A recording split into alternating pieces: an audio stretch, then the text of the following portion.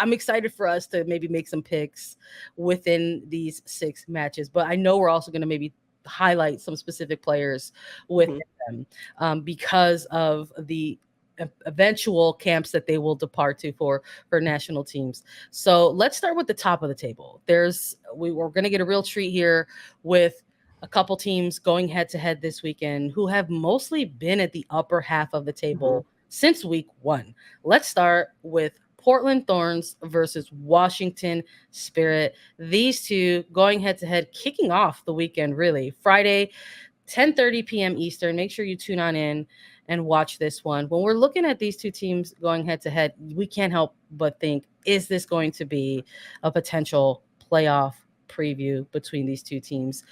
We're still celebrating the roster drop between these two teams. There are multiple players headed to the World Cup. Sophia Smith, Crystal Dunn, just getting that announcement with the U.S. national team. Washington Spirit with a ton of players represented on the U.S. women's national team roster. Kingsbury, Sanchez, Rodman, Sullivan.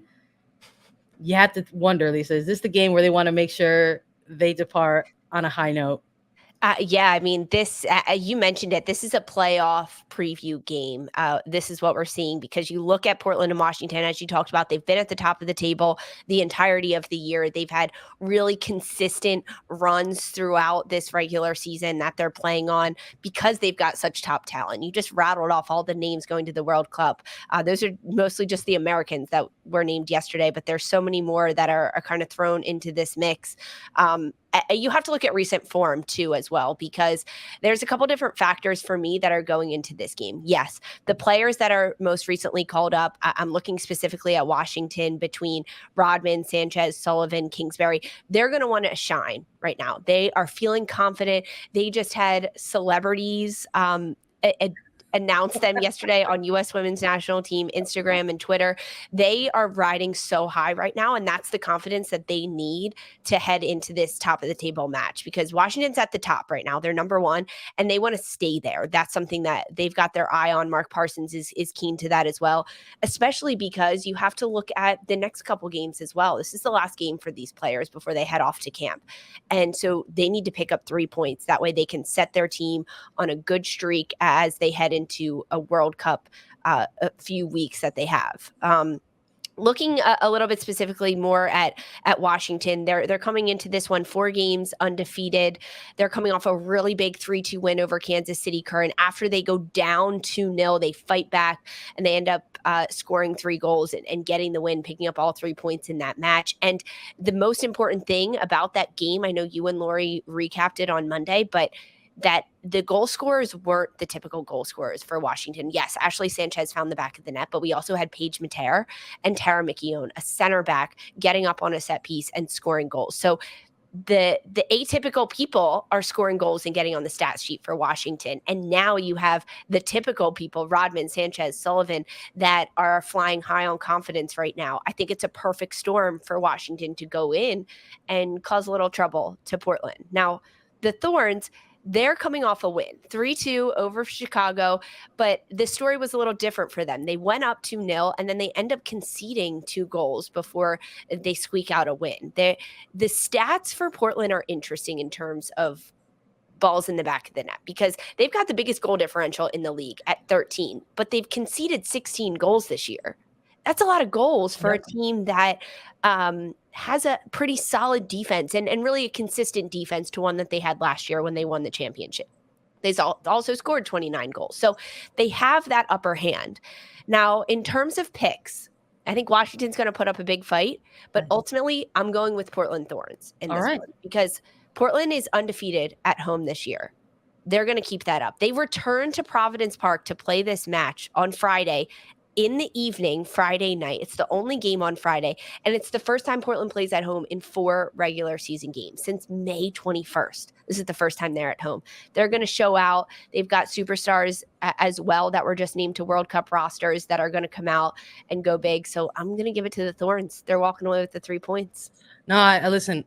I respect it. I think you make a really good note there about the home field, and I know folks want to talk about advantages or disadvantages, but I think there's something about not just playing at home, but there's something about a return home. And that's something that I haven't, stopped thinking about. I think since we were looking ahead a little bit to these matches, I'm excited about this particular matchup. And I love that it's kicking off week 13, just because of all of those things that we're going to be paying attention to, that it probably will have a little bit of a feel of like a postseason match, that there are going to be stars that are involved. I'm also curious about that. Like, are we going to see like a minutes watch or restriction on some of these players, knowing that they've got flights to catch? Yeah. What is that going to mean for Sophia Smith? What are the conversations with Coach Norris about that, or Mark Parsons and losing 4 players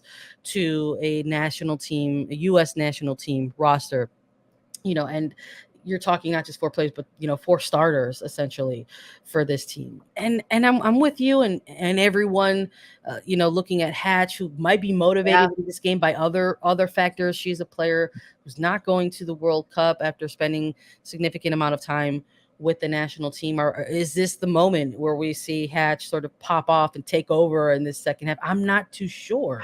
This might be the last game where we get to see Ashley Hatch get fed. She thrives off of that. I know. Yes, we talk a lot about her position, how she's that typical center target forward, but having Trinity Rodman, having Ashley Sanchez, having Andy Sullivan, and being sort of the vessel, right, for the receptacle for all just to be fed, that's going to go missing over the next several weeks. So I'm very curious about how that looks. You think Hatch plays a little bit different in this game? I mean, right, like, okay, in terms of World Cup rosters, these players knew before yesterday when we all found out. So, like, it's possible that she played last week's game knowing that she wasn't going to the World Cup.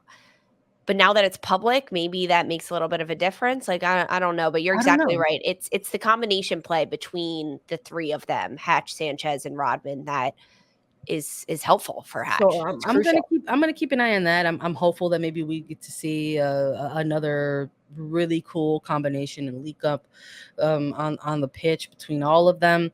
But I still want to look at those players who I know are going to be here. I think that's the other thing I'm looking at. Is this the game where Mark Parsons really starts to integrate some of these other players? I mean, we just coming out of that draft. I remember when you and I covered it that night.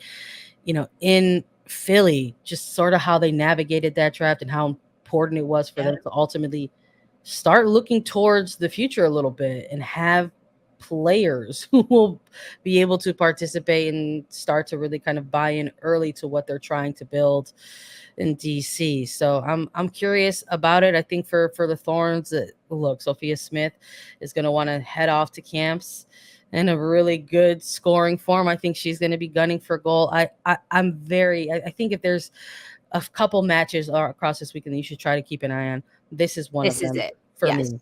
Yeah, I really am.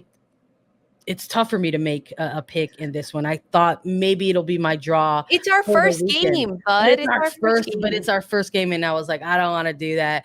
But I do think it has the possibilities in the makings of maybe a higher scoring affair. Like, I wouldn't be surprised if this one ends in like a 2-2 draw or something like that.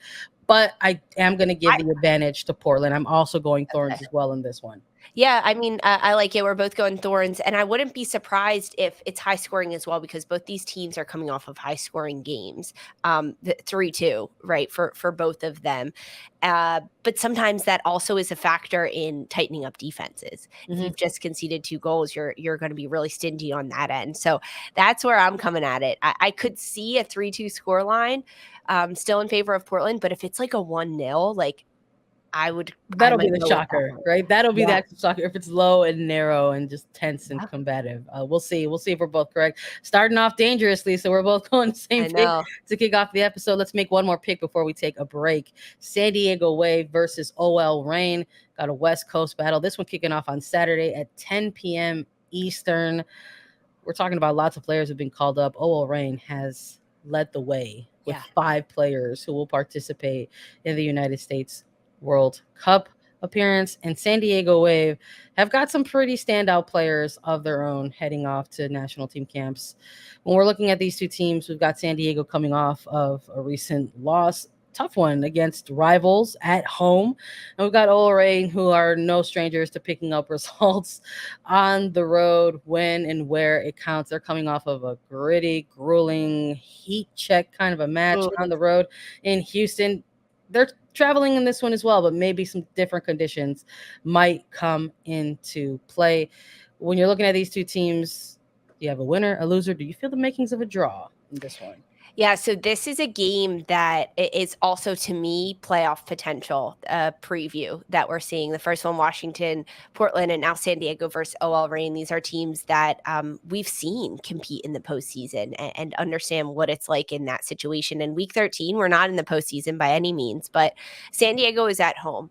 When they play at home, it's just something a little different, right? It's just a little different for them at Snapdragon when they can sell it out. But that, if anything, motivates Laura Harvey and OL Reign and gives them a little bit of a fire. You're talking about the U.S. national team players. Rose Lavelle has been rumored to maybe get some minutes. For OL Reign this weekend. I'm not so sure about it. I think at this point, she hasn't played since April. You just let her go to camp, national team. However, though, that means that her potentially first game back, if she doesn't play in the send-off game for the United States, could be a World Cup game. But I think she'll play in the send-off game. Maybe we'll get to see Rose Lavelle in a couple minutes here. But San Diego, winless in their last two games. They're coming off a big rivalry loss to Angel City. That was a 2-1 game. And before that, a 0-0 draw to Louisville. So they've conceded 2 goals in their last 2 games. And for San Diego, Kaylin Sheridan, Casey Stoney, the coach of the Wave, they like defense and they like to keep shutouts, and they haven't done that. So I think they're going to lock it down a bit defensively, which for OL Reign, they like a challenge. They do. The Reign are coming off a draw last week in Houston, as you mentioned, tough, grueling, hot conditions, 0-0. But over their last 3 games, OL Reign is only 1-1-1. So they've hit a bit of inconsistency at this point in the season.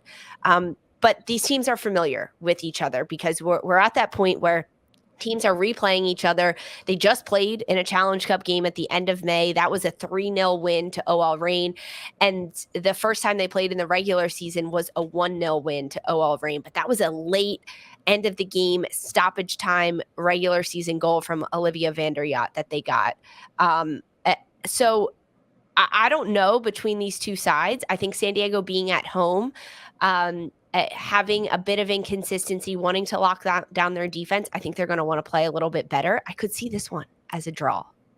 Lisa, look, I get nervous when we do this because I reserved my draw for this one. I said if there's going to be a draw this weekend, it might come between top table teams who go head to head.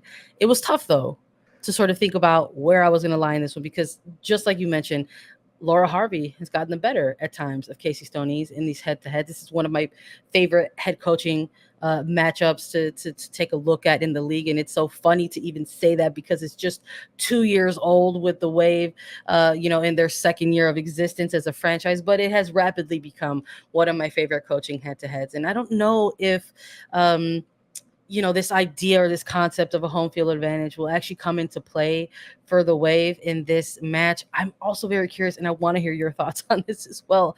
Do we finally see Rose Lavelle get some minutes? I know. Now that she's been named to a national team roster and has a camp ahead of her. Yeah, I mean, that's what I'm saying. Like, I think it's been rumored that we might see her get minutes. I think there's 2 hands that you can play. Hey, get her some minutes in an NWSL game, in a competitive game. That way she has at least game minutes under her belt before she goes to play with the national team in the send-off series. But on the other hand, why risk it? Yeah. What is the point in giving her 45 minutes in this game and giving her 20 minutes at the end of the game? Because she'll go and play against Wales with the U.S. and she'll get minutes there. However, you got to make sure she's built up to game ready. And it's been reported that Rose Lavelle has been training with OL Reign, so she's got a little bit of fitness under her, but I don't know. I mean, I hope we see her. I hope for the fans' sake they get to see her before Australia. Yeah, I'm with you. I hear you on that. I again, I'm curious of if we're going to see maybe some of the depth come into play in this match. Again, looking for potential minutes restrictions for players who are on the horizon for a national team camp. And I wouldn't mind. I like seeing Elise Bennett start for this all rain side. I wouldn't mind seeing the reintroduction of Amir Ali into starting 11s for this San Diego Wave side, because it's not just Morgan that they're losing. They're also going to lose Sophia Jakobsen eventually along the way, as she has been named to Sweden's national team roster as well. So there's going to be some, I think, very unique kind of individual battles to look at on this day. Is Emily Van Egmond able to give some Yep. minutes in the midfield for the Wave, as again another player who's been named to Australia's provisional roster? There's I have my curiosities are piqued in this one, but it's because of maybe some of those unknown variables and some of those question marks where I just was like, I don't know if I can make a confident winner or loser type of pick in this one. I think it'll be fun. I think, unlike Portland and Spirit, I think this one has the potential to be the narrow match. And because of that, I think it might have the makings of a draw. So we're going 2 for 2 to start off this episode, Lisa. Both We're living draws. dangerously. We're living dangerously.